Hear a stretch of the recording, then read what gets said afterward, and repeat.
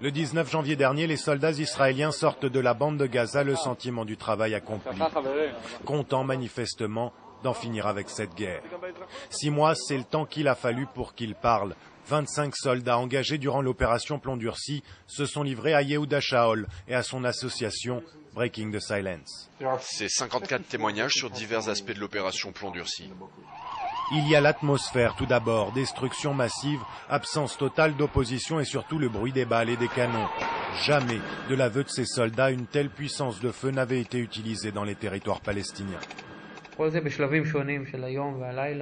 tirait tout le temps, de jour comme de nuit.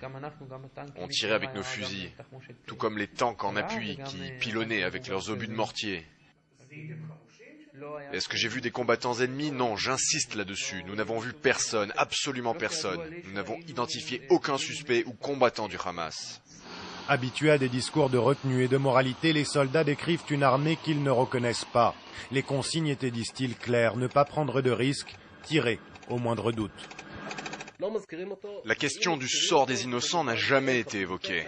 Et quand ça l'a été, c'était pour dire qu'il n'y avait pas d'innocents là-bas, que tous étaient nos ennemis. Voilà la phrase que notre commandant répétait sans cesse. Où que vous soyez, s'il y a quelqu'un, eh bien c'est votre ennemi. Une atmosphère d'impunité donc. Certains soldats vont même jusqu'à évoquer des crimes de guerre, comme l'utilisation de civils comme boucliers humains. Pour rentrer dans les maisons en évitant de se faire piéger par des charges explosives, nous forcions des civils à casser les murs, faire un trou par lequel nous pourrions rentrer.